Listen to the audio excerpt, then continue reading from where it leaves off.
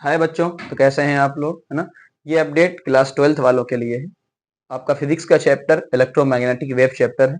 Easy chapter है, question हमेशा आते रहते हैं। उसका एक टॉपिक है डिस्प्लेसमेंट करंट, ना, बहुत इंपॉर्टेंट टॉपिक है। मैंने वीडियो डाल रखी है उसकी, बहुत इंपॉर्टेंट टॉपिक है, उसके बारे में क्वेश्चन भी है। क्वेश्चन बार बार आते रहते हैं। यहाँ पर एक मिस्टेक हुई है ना। गलतियां सबसे होती हैं, तो ये आपका एक्सरसाइज का पहला ही क्वेश्चन है, एग्जाम्पल 8.1। तो पहले ही मैं आपको बताता हूं कि यहाँ पर एनसीईआरटी जो सॉल्यूशन आप लोग देखेंगे, वहां एक छोटी सी मिस्टेक है, और उस मिस्टेक से पूरा क्वेश्चन फिर गलत हो जाता है।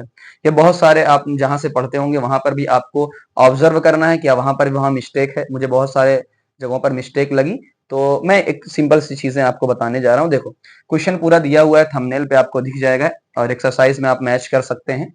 ये आपको दो कैपेसिटर की प्लेट दी हुई है, इनके बीच में आपको करंट दिया हुआ है। इनका आपका रेडियस दिया हुआ है 12 सेंटीमीटर, डिस्टेंस दी हुई है 5 सेंटीमीटर, है ना। तो आपको कैपेसिटेंस पूछा है, तो सिंपल सी बात है, कैपेसिटेंस का फार्मूला होता है, आपने पढ़ा होगा कैपेसिटर चैप्टर में, और मैं नीचे लिंक में डिस्क्रिप्शन में लिंक दे दूंगा, आप वहां से पढ़ लीजिएगा। ई नॉट ए बाई डी ये फार्मूला होता है। ई नॉट की वैल्यू फिक्स होती है, कई बार क्वेश्चन में दिया रहता है, कई बार आपको याद करनी होती है। एरिया क्या होता है, सर्कुलर है तो पाई आर स्क्वायर होता है। बट एक चीज का ध्यान देना है, यहाँ क्या होता है, सेंटीमीटर के अंदर है, तो आपको सेंटीमीटर के अंदर रखना है। देखो इधर आप सबको पता होता है कि भाई 100 सेंटीमीटर के अंदर क्या होता है, 1 मीटर होता है। तो 1 सेंटीमीटर के अंदर क्या हो जाएगा, 1/100 मीटर। तो आपको 12 दिया हुआ है, तो क्या हो जाएगा, 12/100 मीटर। तो कई लोग इस तरीके से लिखते हैं, जो 0.12 हो जाएगा, या आप सिंपल से लिख सकते हो 12 इंटू 10⁻², है ना। तो चाहे जैसे पाई आर स्क्वायर, यानी सिंपल सी बात है, सेंटीमीटर को आपको मीटर में कन्वर्ट करना है। डिस्टेंस भी सेंटीमीटर के अंदर रखी हुई है, तो आपको यहाँ पर भी मीटर के अंदर रखना है, तो चाहे ये रख दो, चाहे 10⁻² रख दो, ठीक।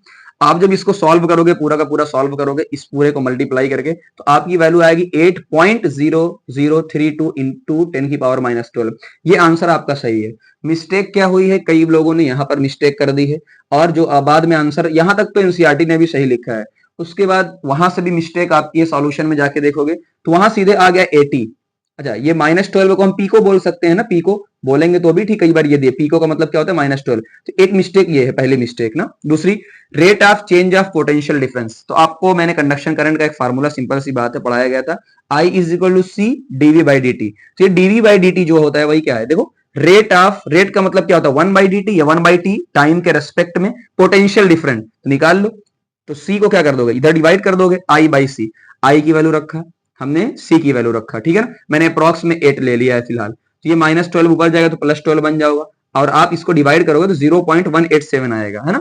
तो मुझे क्या चाहिए भाई, 0. आई थिंक 1 मिनट, तो एक चीज 0.0187 आएगा ना, 0.0187 आएगा। आप जब इसको यहां से ये दो चीज आप हटाओगे, दशमलव हटाओगे, पॉइंट हटाओगे, तो यहाँ पर 2 पावर कम हो जाएगी, तो 1.87 इंटू 10⁻+10 ये आंसर आएगा ना, इस तरीके से आपको। तो अगर ये आपका गलत आएगा तो ये भी आपका गलत आ जाएगा, एक चीज का ये ध्यान देना है। दूसरी चीज आपसे क्या पूछी जाती है, पहली बेटा की बताओ, यहाँ पर आपकी जो करंट आएगी वो करंट इंडक्शन वाली, ध्यान समझना। कोई तार के अंदर जो फ्लो होती है वो आई कंडक्शन होती है, लेकिन इसके बीच में तार तो होता नहीं है, तो यहाँ पर क्या फ्लो होता है, कंडक्शन, जो कि बराबर होता है। तो हम कहेंगे कि IC = ID, है ना। सिंपल सी बात है, ये आपको पढ़ाया गया होगा। तीसरी चीज क्या है, आपको पूछा जा रहा है जो किरचॉफ का लॉ है, तो किरचॉफ का जो फर्स्ट लॉ है, पहला लॉ, क्या यहाँ पर वैलिड है कि नहीं है, वैलिड है या नहीं है। हम कहेंगे यस वैलिड है। क्यों वैलिड है, देखो भाई, जितनी करंट आ रही, IC आ रही है, ID अंदर जा रही है, फिर IC निकल रही है, तो हम सिंपल सी बात कहेंगे, देखो IC आ रही है, फिर ID में कन्वर्ट हो जा रही है, फिर क्या है IC, तो जितनी आ रही है उतनी ही जा रही है, तो किरचॉफ का लॉ भी वैलिड है ना। तो आप इन चीजों को ध्यान देना, छोटी सी मिस्टेक से आपका नंबर कट सकता है।